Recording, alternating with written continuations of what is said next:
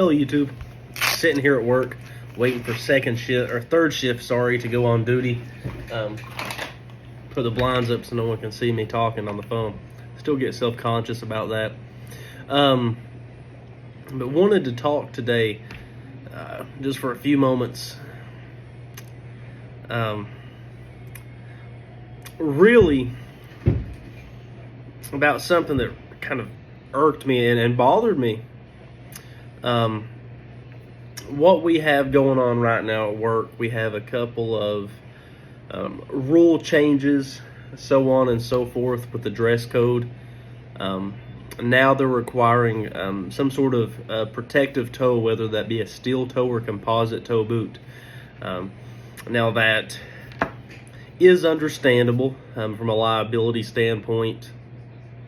You know, drop something on your foot, drop something on your toe. You can't say that, you weren't protected. And we do have a website that the company has joined with that we can buy boots. We get a $150 boot voucher every year, and then the boots, say if we want another pair, we can also buy them discounted. I mean, it's quite a heavy discount, really. But I don't buy the boots that they sell on the website. Now, they do have a couple good boots on there, and they have some that are, you might as well be wearing Converse, honestly. And I mean, like low, like not like the Converse that you buy at the Converse store. I mean, like the cheapest Converse you can find anywhere. And that's just how it is. So I had a Frank's boot that I placed an order on, and it was being built, and I called them and told them I had to change it. They changed it. But it's going to be a few months before, and this change is going down August 15th. So from August 15th afterward, we will be required to wear steel-toed or composite toe boots, which I understand, but everything that we have out here at the railroad, it's going to chop off your foot anyway. It's going to take your foot at a minimum anyway. I understand sometimes we have to carry knuckles, we have to carry some things, and really, I can't say that the steel toe or the composite toe is going to be protective enough against that. Worst case scenario is you drop something on your foot, and then the metal is bent, and then it's digging into your foot, and it's cut your foot, versus you break a couple toes. You know what I mean? So you go from possibly breaking a couple toes to possibly losing part of your foot. But it's something we have to go along with. I understand you cannot comply your way out of tyranny, but you got to comply for the paycheck, if you know what I mean. So Frank's was on top of that. They were more than happy to address that. And then I went ahead and ordered a pair of steel toe boots from Frank's to see how I like them, to see how they are. Right now I'm wearing the Frank's Patriot. I'm going to be wearing the Frank's Patriot basically up until August 15th nonstop. Now, my pair of T2 Highlanders, I'm going to be sending those back to Frank's.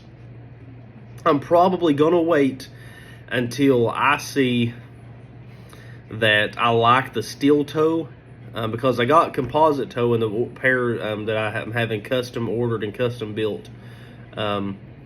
But because the composite toe, it's not as appealing looking as the steel toe. However, it does provide more cushion room in the toe area, and the steel toe does not provide as much cushion room room in the toe area, just simply by how it's made. They have to make the composite toe bigger because composite isn't as strong as steel.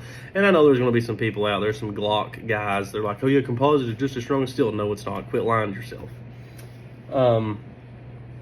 So what I'm going to be doing is really going down this whole rabbit hole now not only the rabbit hole of Frank's boots, Pacific Northwest style boots, but a first-hand trial and error of going from just a plain toe, non-protective toe boot to composite versus steel, and seeing which one I like better, seeing the pros and the cons of both. I've already experienced some of the cons and pros of both, but it's going to be firsthand, and YouTube is going to be my audience. You are going to be my audience. It's going to help people who really are search for work boots, and they want help with it. So, you know, and you don't, and there's really not that many. There's really not that many of reliable sources out there that you can actually go to and, you know, ask questions. You can't trust Rose Anvil. You can't trust Carl Morawski. You can't trust a lot of these guys. But there are some people out there that you can trust. Me included. But now to the other part of this video. If you're still here, you're still watching.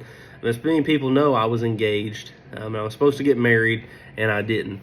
So it's taking some time away from my videos, but I really do want to get back into making videos, at least 2 a week probably. So giving some sock reviews, boot reviews, maybe some knife reviews, something along those lines, to help people out. I'm going to be probably doing some fragrance videos as well. I'd really like to do some more fragrance videos, but with the living situation right now, it's kind of hard to really find some privacy. I've had to move back in with my family again. Do some truck videos, do some truck maintenance videos, do some things along those lines. So hope everyone has a great day. Thank you for watching.